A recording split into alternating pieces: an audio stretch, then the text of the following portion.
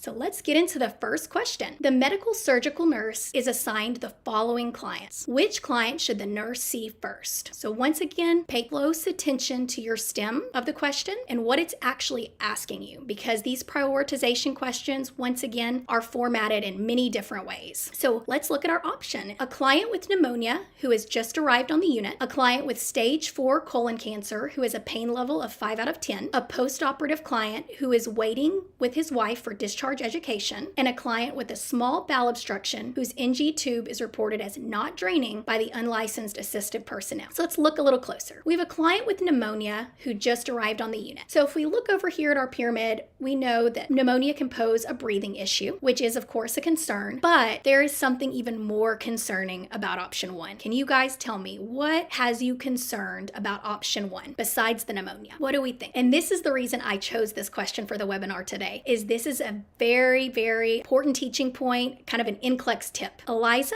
very good, just arrived. Princess, very good. Y'all are right on target. Anytime you see the word just arrived on the unit, that once again is a very high priority patient. They have not yet been assessed and they are considered unstable because we really don't know how they look clinically. We haven't seen them. So we know right away that option 1 is a very high priority, but let's look at the other options and see if anyone is a higher priority. So option 2, stage 4 colon cancer with a pain level of 5 out of 10. Moderate pain, 5 out of 10. So remember, stage 4 cancer is typically advanced and there typically is metastasis. So do we expect a pain level of 5 out of 10 for a client with stage 4 cancer? So once again, we typically have metastasis. We might have multiple tumors. So unfortunately, we do anticipate some pain. So that is what we would call an expected finding over here in our pyramid. So at the very top in green. So that's an expected finding and we certainly want to treat their pain, but they are not the highest priority client so far. Option 3, a post-operative client who is waiting with his wife for discharge education. What do you guys think about that? Are y'all concerned about the client in option 3? Well, I don't know about you guys, but I'm typically not in the habit of discharging unstable clients. So we know right away if this client is waiting for discharge education, they are stable. So we can go ahead and eliminate them as the option they can wait until after we see the higher priority clients. And then option 4, the client with a small bowel obstruction with an NG tube that's not draining. Right now, based on what we have, this client is also stable. However, I would say if I was trying to make a plan as the nurse, option 4, I'd probably see second, because if we see this is not an expected finding, and if we leave that NG tube not draining, our client is at risk for complications. They could have abdominal distension and discomfort, nausea, vomiting, and even rupture. But once again, they are not going to be as high of a priority